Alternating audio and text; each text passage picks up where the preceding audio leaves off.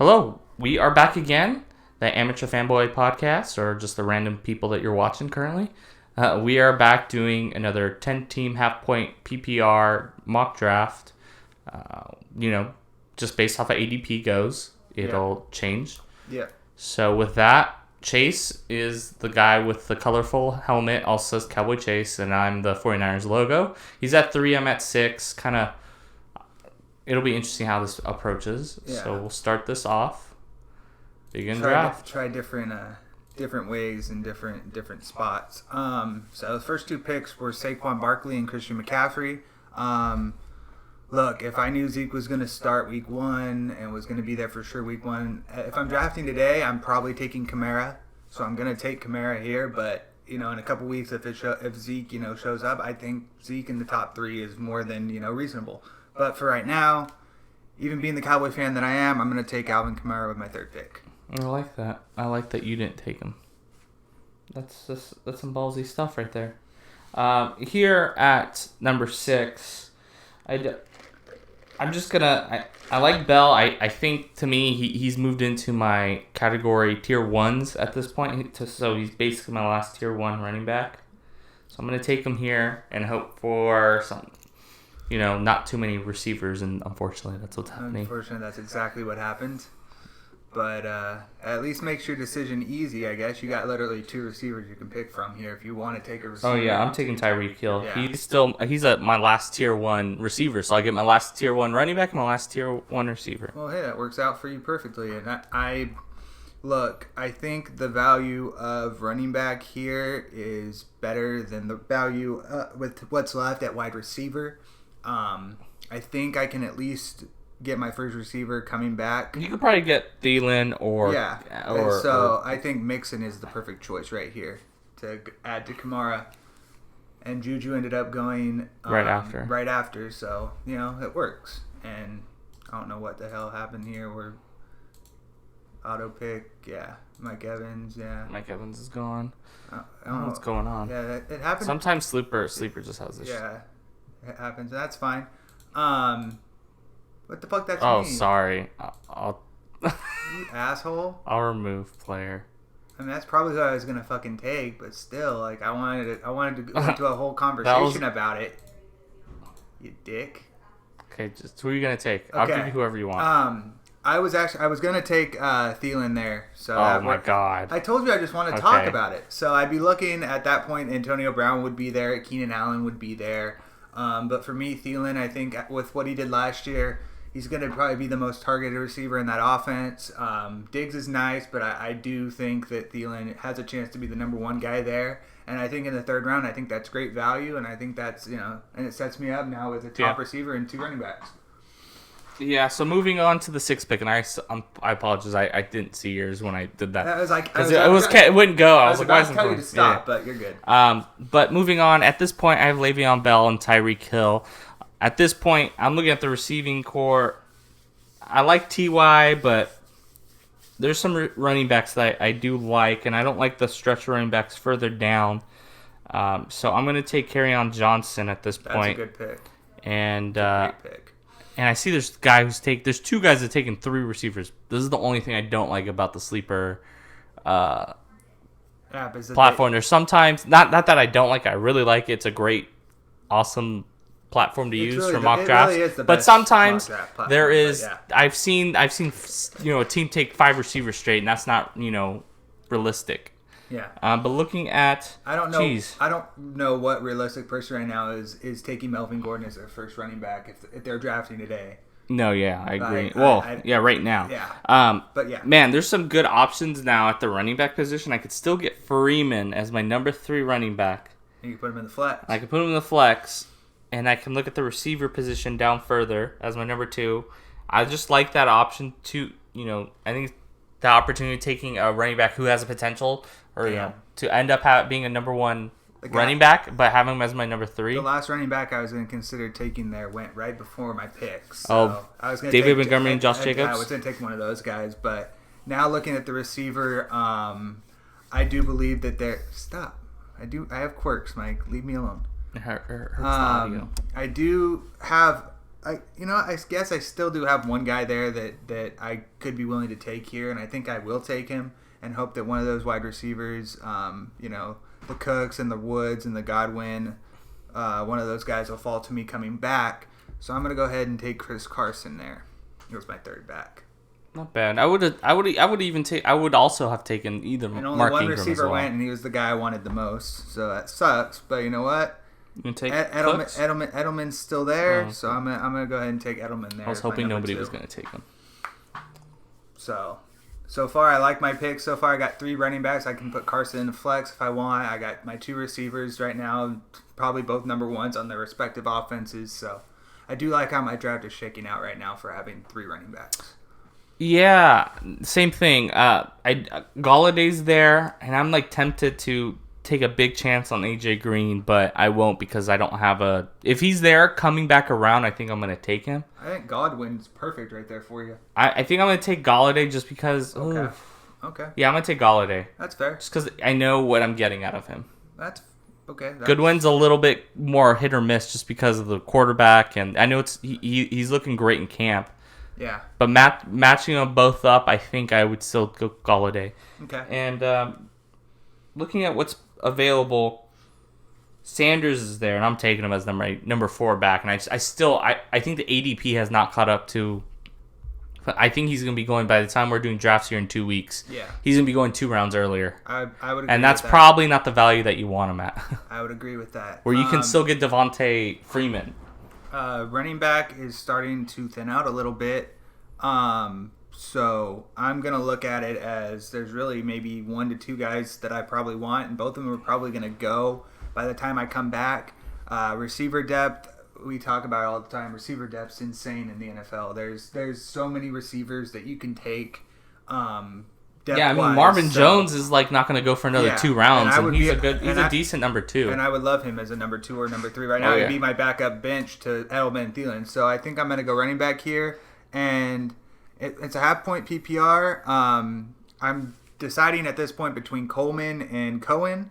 I think I'm leaning towards Coleman just because I think he's going to be the PPR back in that the pass catching back in that system. He's like one of the last available potential starters. Yeah, exactly. So having him as my 4th back is nice. I was hoping maybe Boyd would get back to me, but I figured he probably wouldn't, which is fine because I still have a couple options here coming back. I have Landry's not bad. He's actually I'm actually considering Landry a little bit more because Odell Beckham does have his injury history, and with Baker Mayfield, I think a full season of Jarvis and Baker Mayfield could actually produce some high-end running wide receiver 1-2 numbers. But I think I'm going to go for the upside here because I do have a couple number 1s that I'm pretty set on. So I'm going to go with the upside here, and I'm going to take Robbie Anderson. I was about to take him here. Because I think he has potential to be the number 1, upside to be the number 1 in that offense. And I think, if worst case, if he doesn't, he's my backup receiver right now. I could cut him if I need to. I do know I have 4 running backs at this point, but just looking at the running back position at this point, there's nothing I like. Drake's there, Cohen, Eckler, Geis, Penny, nothing, that I'm too fascinated about. They're all basically, Drake he's probably... If he's healthy right now, he would have probably continued to be potentially the starter, but he's not, and he looks like Ballage might end up taking that role. Yeah. Which doesn't really matter as long as he gets production. But, there's some guys I like a little further down more, so I'm going to wait on the running back. I was going to take Robbie Anderson there, but I think Christian Kirk's just too much of a value at this point. And we did a mock draft before we came on here, and I was at 12 pick, and I ended up getting him at the back end of the round and 1. So, like I said, there's going to be so much value here. Like, there's going to be in a 10-team league, you're going to end up getting guys that are. It's going to look great on paper, but like we say, like everyone says, they're going to need to play the waiver wire every week, and this as much as you may love your team on draft day, you got to look at the waiver wire. So. Looking at this position now, and there's a guy that I do like, Latavius Murray, who I think is a great value here in the 8th round. I think he could end up with the goal line carries and be a very productive top 15 back before we know it. Yeah, I would agree with that. I was hoping you wouldn't take him, but hey, I took Robbie Anderson. it's all fair in love and war. So with that being said, look, the running back position. There's a guy that, for where he dropped to now that he's came back a ways, I think his value is good there, and I like the Bears offense. I do believe the Bears offense has a chance to be a top 15, top 12 offense if Trubisky takes that next step. And I love Montgomery as a 3-down back, but I still think Tariq Cohen is going to get a lot of the plays as far as the pass catching goes. So I'm going to go ahead and take him there. Let's see what comes around. And that works out perfectly. Now, for would me you anyway. at this point with Tariq Cohen, because he's probably going to be able to be a flex option. Yeah. But you're probably not looking at him to be 1 or 2 at your running back position. No, but I do have Chris Carson, who I could put there. So you still have Coleman as well. And Coleman. So I think I'm at least set for right now at my running back position to where I can go elsewhere. But the thing with Cohen is, he's going to get you that production on, the receptions. But, if for whatever reason David Montgomery gets injured, he's not going to ever be that top back where, Mike Davis will come in and get the carries and potentially goal line carries as well. But he's a good spot there. Who are you looking here in the 9th? Wait, were you just shooting on my Tariq Cohen pick right now? No, I'm explaining why he's going this late. Oh, okay. I mean, yeah, but still, Tariq Cohen. Tariq Cohen's going to end up being a flex play every week. Exactly. He's going to be a guy you can play every week. And it's the 5th running back I drafted. I love that. He's probably never going to be more than a flex at this point. And that's fine. Yeah. But what you're getting out of him. That's all I drafted him for. That's all you drafted Latavius Murray for. Sure. The same thing, yeah. So there you go. No. I don't think you could play unless Kamara gets hurt. I don't think you could play. I think Latavius Murray could end up being, if he's a top 15 back, I think that's a startable. No, he's startable if in the first 2 rounds. No, he's goes down. I don't think his production's going to hold on. I don't think his production's going to drop any further than what Mark Ingram did last season. Okay, that's fine. I have 30 seconds left. Let me go. So now I'm looking at receiver. I really have a few options here. It's really a pick my poison who I think is going to be the best. I think I'm going to take the upside of Curtis Samuel. Yeah, you're taking all my guys. So over Fitzgerald, and I think we do too many mocks together. That's why. Marvin Jones. So if I were taking later like Mike right now, I may take MVS or Jones or Fitzgerald if he had fallen to me. But I think of those guys, Samuel has the most. You're taking all my guys. That's what you get for leading me into the fantasy footballers and talking and doing all these mocks. I'm starting to catch on, so I'm starting to kill you with it. But I'm going to take my next receiver here. I was going to take Curtis Samuel, who has been unstoppable in camp, and all the hype is he's going to potentially be the top target there for Cam Newton. Right.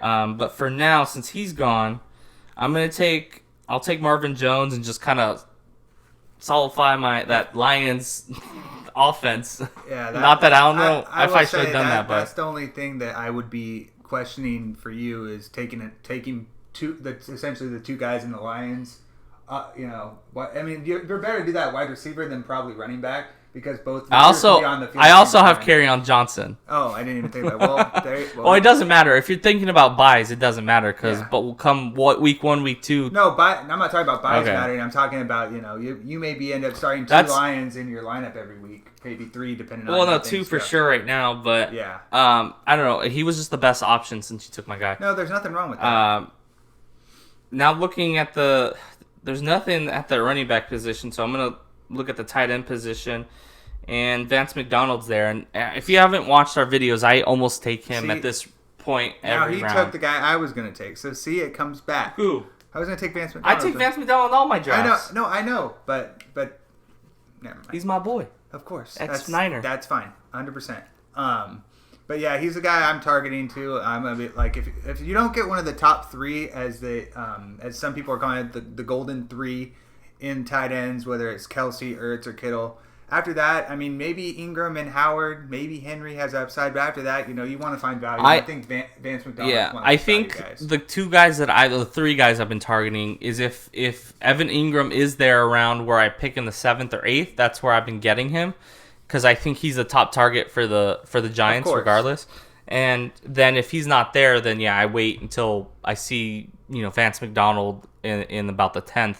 But look, if he's gone, I'm okay taking Njoku. I think he has potential to be a tight end monster Now, in the red zone. For me, I don't think either of these guys are going to take a backup tight end with their 10th or 11th pick. So you're gonna wait for So I'm going to wait and hope that one of them comes back, and I'm going to go ahead and take your guy. Yeah, you know what? They probably will, Mike, but it's a mock draft. We're going to take some chances here and see what I end up with. Yeah, I don't like anything at the running back position. Here's where maybe I consider taking Carson Wentz in the 10th round, but I do like some of the options later, like Rivers or even Lamar Jackson or even Jimmy Garoppolo later, and I feel like I can bolster up my receiving core and my tight end and get those guys now. So I'm going to go ahead and take MVS here. And of course, someone takes their backup tight end. You know, it happens. So yeah, he's the last to me. I think he's the last startable tight end. But Mike, I'm not even gonna. We're not gonna have this argument right What? now. The last startable tight end. Yeah, I think he's the last startable tight end. I think he's the only one that can actually produce high or a good amount of points for you. Because after that, it's just a bunch of guys who are probably gonna get you 4 to 6 points every week. And that's fine. I'm not expecting my tight end to be the reason I win or lose every week. So, after that, I mean, I'm probably going to wait now probably another round or two to take my tight end, or probably next round. So, I'm going to go back to... actually, no, I'm probably going to take my quarterback here. I think I'm going to take Carson Wentz here. Because I think he's good value in the 11th round. Yeah, he's a good pick there. So looking at the quarterback position as well. Look, if Wilson's basically the last good to top end quarterback that's left. If I don't take him now, I'll probably wait a couple rounds and see potentially around where Lamar Jackson or Jimmy G's at. But I'm just not going to take that risk yet, and because I typically like to take a boom bust backup, and I think I'll just take Russell Wilson and not worry about that position. Look, Mike, I know you're talking about when it comes to tight end stars, but I'm looking at the tight end right now, and I still see 2 to maybe 3 guys that I could at least start the season with and be fine with. It's maybe not guys that are going to put up hella points, but when I got guys like Joe Mixon, Alvin Kamara, Adam Thielen, maybe even Chris Carson in my flex, and Carson Wentz, I'm just saying about ranking the tight ends. I think that's the last one that I'm personally not looking further than that. And that's fine. If I don't have to take a tight end, I'm in one of my leagues, the league I care about the most, I don't even need to take a tight end. So I'm not even going to care. But if I were in my rookies league where it's 10 teams and I had to stream tight ends week to week, I'd be fine with that. So especially if I get the value that I'm getting right here. So now, looking at the position that's available, I'm looking at that running back position, trying to find someone that I like. I do like Singletary, and I think he has an opportunity to, carve out a role there. Right. I would agree with that. So I'm going to look. I know for a fact no one's taking another freaking tight end. And if someone does, there's realistically 3 options I'm okay with taking, and one of them probably will be there. So I'm going to look at the running back position to get one more running back. Well, at this point, sure. And Peterson, I still think is going to be a starter there. So I like him there. Yeah, I think Peterson ends up being the starter at least for half the season. So he's a good play at this late in the draft. Yeah. And then coming back, I think I can now take because I'm not going to take, if I'm drafting in the league that I would be drafting this for, the tight end league, we have waiver wires. So I would not be trying to necessarily draft a spot for a backup quarterback. But with Carson Wentz, I may need to. But there is a lot of options there still. And I think that I'll be able to get one of them. And if not, you know what? Oh, well, I'm going to take the chance because I do need a tight end here. And I'm going to go ahead and take Delaney Walker, who I still think has the quality to be a top. When people forget, when Delaney Walker was healthy, he was Marcus Mariota's go-to guy. And if Marcus Mariota can stay and he can both stay healthy, I think there's a lot potential for him to get back in that top 5, top 6 tight end. Sure. And at the 13th round, I think that's a great value. At 13th round, he's a cuttable asset. Exactly. And worst case, he doesn't stay healthy or he doesn't end up being anything. Then I stream tight ends week to week. Sure. Now moving on to where I'm at, Breida, I can't believe he's going this late at 134. that to me is insane. And you don't even know, right now, we don't know who the starter is for the Niners, and they might split the carries 50-50. Breida might actually carve out a role, himself. You know what he did last year, so did it not draft? No, not yet. You're going to take 7 running backs? Yeah, it drafted on my end. What? It drafted on my end. I see Matt Breida. Oh, I don't know what's going on. Let's refresh this, guys. Sorry. You guys refreshing is probably going. Oh, actually, no, you're right. Probably should be fine. There we go. Okay. There we go. Okay. I was like, what in the world? Okay. So, yeah, at this point, I'm just taking as many running backs to hit. But you only have 4 receivers. That's fine. I can always find receivers in waivers. Okay. I mean, hey, every draft strategy is different. And I'm still not done yet. I understand that, but... And with that, I am going to take... since I have Russell Wilson, I don't need to worry about that quarterback position. And I think I can find Russell Wilson struggles. I can find in a 10-team league a backup or a starter. But with that, I'm going to take the high upside of Anthony Miller with the Chicago and get myself 5 receivers. I like it. So I'm looking right now. I have 6 running backs. I have 5 receivers and a tight end. I don't necessarily need to take another running back, but looking to what the options at receiver, I don't like any of them necessarily, and I do see one particular running back that might end up Pollard? Possibly being the starter when it's all said and done. I'm going to go ahead and take Justice Hill. You think he's going to beat out Mark Ingram? Not necessarily beat out Mark Ingram, but cut himself a role. But if Gus, him and Gus, if they're the Alvin Kamara, Mark Ingram, essentially Alvin Kamara, and the Justice Hill in the Mark Ingram role or the Alvin Kamara role, I think he can end up being the guy that gets a for lot. the Ravens. Yeah, 100%. Do you think they're going to come out and push out a role for? I mean, they're going to run the hell out of the ball. Yeah. So. Then you're going to take your defense? Yeah, I'm going to go ahead and take a defense here. You're going to take the Cowboys? Probably not. Really? They're the number 1 defense available. Oh, we'll see. What the hell happened? Okay, there we go. I don't know what the heck happened. I couldn't get to the defenses. There we go. I'm going to go ahead and take the Broncos defense. And I'll take the Cowboys. They have a good week 1 matchup. Yeah. So with that, you want to break down your team? Why don't you break down my team, Mike? I could do that easily. Go for it. Love Kamara, Mixon got great 1-2 punch there. Adam Thielen, good. He's a good enough number 1 receiver. He did 10 weeks straight of having a touchdown last season.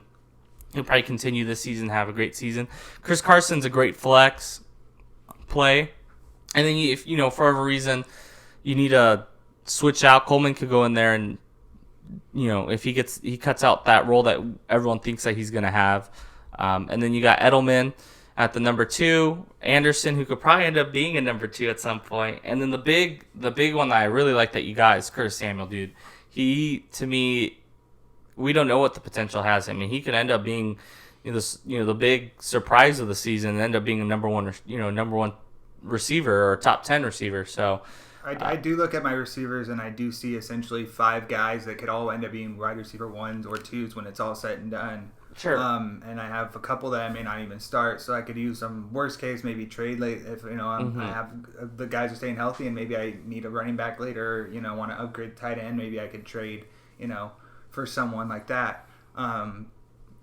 Then I also I don't know how I feel about Carson. I still think Carson Wentz will be really good this year. If he's healthy. My issue is him staying healthy, and I'm not just saying that because I'm a Cowboys fan.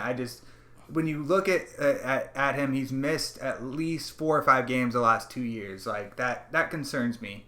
But if he stays healthy, he does have potential to be a top 3 fantasy quarterback. So I like him. Getting him in the 11th round, I think is great. And then I added a couple other guys that end up being starters at some point or maybe most of the year on their teams, and Peterson and Hill as my 6th and 7th running backs. So I think overall, I love my team. I think my team is at least deep at the positions it needs to be deep at. And, if my worst position probably right now would be tight end, but I think Mike would agree if you're not getting, he got Vance McDonald, so that's solid, but if you're not getting Vance McDonald, OJ Howard, Evan Ingram, maybe Hunter Henry, or the top 7, or the top 6 or 7 guys, like it's essentially take a flyer on a guy, and if not, stream it week to week. Yeah, so things happen sometimes, and there'll be runs for a reason in the draft, and you might end up getting stuck with some later guys. But there's you can look at other positions. You can look at matchups week to week to figure out on there might be a team that doesn't cover tight ends very well. And, you might be able to see, who knows, Burton might have a good week. Burton ended up as a top 10 tight end last season, which wasn't that great. Right. But, it's not the worst end of the world. And that's the good thing about being in a smaller 10-team, 8-team league. It really doesn't matter as much because you're able to find replacements. But if you're in a deeper league, 12, 15, 20 teams, you got to probably go a little earlier just to get in a, get your tight end. Yeah. But look, end of the day, my team, I feel pretty good about it. The only thing I would change was probably not drafting Marvin Jones. I would have probably taken someone on a different team just because, I'm sticking with 2 receivers on the Detroit team that are probably not going to pass as much as you'd like to have them. But I really like the, Le'Veon Bell, Tyreek, Kerryon, Freeman. I like that core of players, and then Kenny Golladay is a good receiver, and you still got the high value of Miles Sanders, who I think is ADP is going to rise here in the next 2 weeks and probably end up going in the 4th round or 3rd. Latavius Murray, it's crazy how people aren't valuing him as much as he should be. Look, he's going to have a role because Kerryon can't, he can't be 3 down back. That's not how he's built. That's not how he plays. So they're gonna have a guy out there. He's probably gonna be a 2 down back, Latavius Murray. So it's not, if you end up taking receivers early, he's not a bad option for your flex or a second. It's not ideal, but that's why I draft a little bit different than others. I kind of try to go deep at that running back position because I know how finding a replacement, if let's say Kerryon, Freeman, or Bell for whatever reason get hurt, is going to be impossible. So being deep at that position to me is valuable, and continuing to, win waivers and things like that, and be deep in this team. So that's my 4-2 has always been draft over, taking more running backs than I need. And that's totally fine. I just like to have at least 4 usually. And for me, if I have say two like a Tyreek Hill and a DeAndre Hopkins, then okay, then 6-7 running backs is okay. But when my number 1 receiver is Adam Thielen or someone like that, I feel like I need to get a couple extra. We have the same amount of receivers. I know, but I didn't take my last running backs to the last couple rounds because I wanted to make sure I got that Samuel and that MVS in case something happens with Thielen and it doesn't end up. So I got another top option rather than take. I could have taken Rashad or not Rashad Penny. Sorry, I could have taken Henderson or Howard or someone like that. But I don't think that those guys are as valuable there as Curtis Samuel. Sure, that's why I went deep with my running back position early so that I could fill out my roster in the mid to end. I wasn't necessarily going to take Burrito where he did, but I noticed that he was there, and I couldn't take up the opportunity not to take him. No, of course. If a guy's there and he's valuable, you take him. Those are cuttable assets, in my opinion. Anthony Miller, Burrito, Singletary, even Marvin Jones, I think those are cuttable assets that you're not kind of feeling, I drafted these players high, I have to keep them. Right. No, that's what you got to always go into. But when the video there, have a good day.